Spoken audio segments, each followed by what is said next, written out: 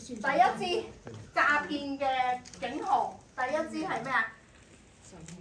以行動唔係以法律行動作威嚇，呢個咧就係如果你遇到一啲人係同你即係唔識㗎陌生人，無論電腦、電話或者係即係喺嗰啲社交平台啊，有呢啲信息嚟到有呢啲情況嘅話咧，你知道99.99% 係詐騙 ，OK？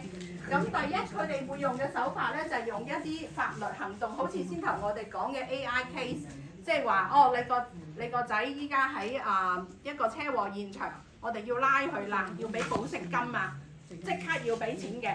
嗱呢啲咧99.99啊 ，OK 係詐騙，明唔明白？呢個第一支劇我送俾大家。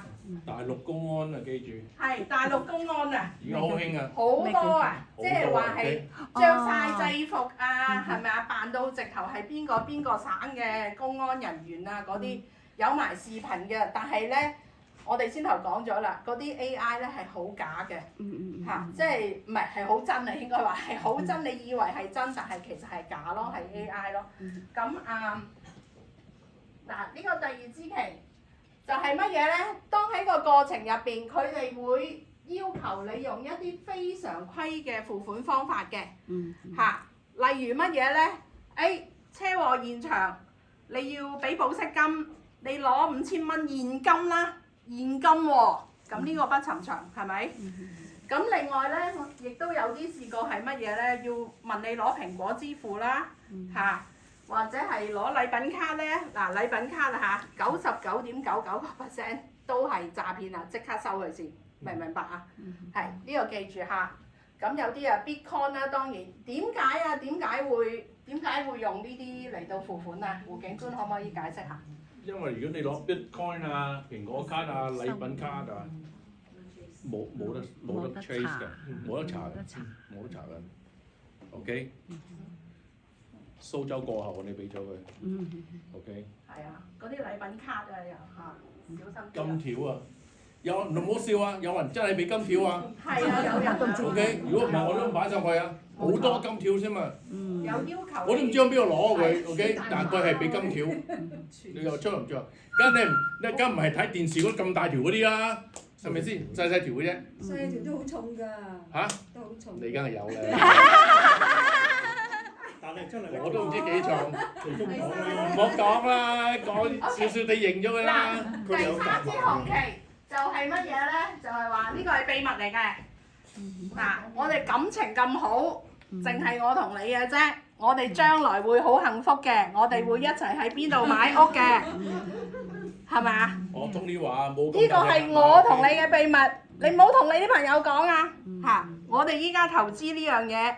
唔係個個知㗎，淨係我知㗎咋，200% 回報率，正唔正？唔好講俾任何人知，淨係我同你知嚇。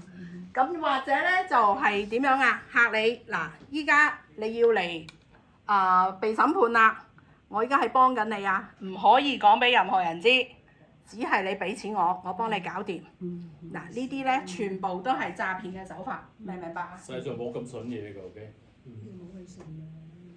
嗱，第四支旗 urgency 我哋先頭都有提到係咪？